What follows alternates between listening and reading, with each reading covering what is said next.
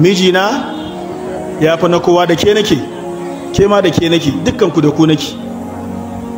Mijinki ya fi na kowa, to ya za a yi mace ta gane mijinta ya fi na kowa? Akwai wasu matakai da idan muka gama bayanin matakan guda 10 ne cif, matakai 10 da za ki gane mijinki ya fi na kowa. Allah muna roƙonka don tsarkin sunayenka, Allah ka sanya mu zo mu mun cika waɗannan sufofin. Matan da suke tare da mu kai tsaye a wannan masallaci da waɗanda suke bibiyan mu ta shafin yanan gizo, muna roƙon Allah maɗaukakin sarki ya sa mazajensu su zamo irin haka. In ma ba su zamo haka ba, muna roƙon Allah maɗaukakin sarki ya canza musu rayuwarsu da ɗabi'unsu su koma haka. To malamai suka ce miji abin buga misali shi yana bambanta da sauran mazaje tun a ranar farko.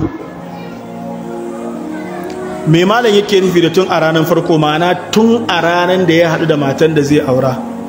Shi miji abin buga misali wanda zai zamo a cikin sauran mazaje ya yi zarra tun a ranar da Allah ya haɗa shi da matan da zai aura, yake zamowa miji abin buga misali.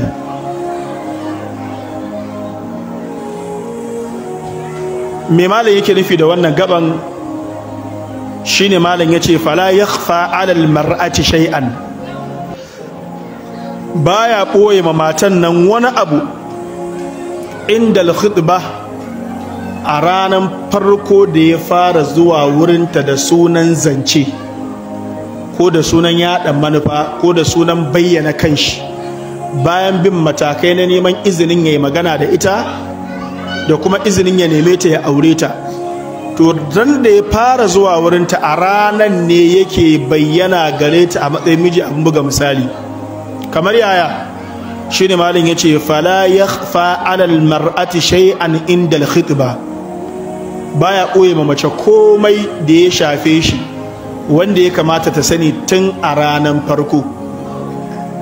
Mun samu kanmu a wani irin zamani da yawan mata suna shiga gidan aure, bayan sun shiga sai su yi ta kuka. Haka da yawan maza suna auren mata, bayan sun auri matan sai su yi ta kuka. Me ya haifar da wannan? Shine rashin gaskiya tun a ranar farko.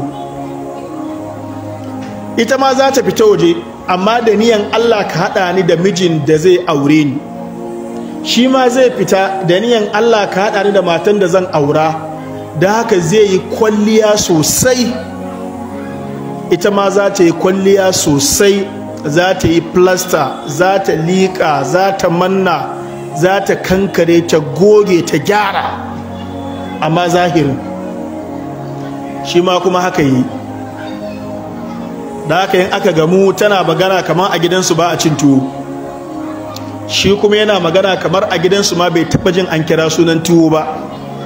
Aka haɗu, idan aka zo zance wurin tattaunawa, idan ta mai ƙarya guda 30 sai ya mata guda 50.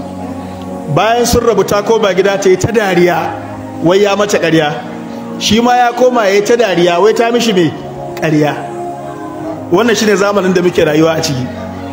Shi yasa nakan ce in akwai zamanin da ya dace iyaye su neman ma 'ya'yansu mazajen aure nagari, to babu kamar irin wannan zamanin.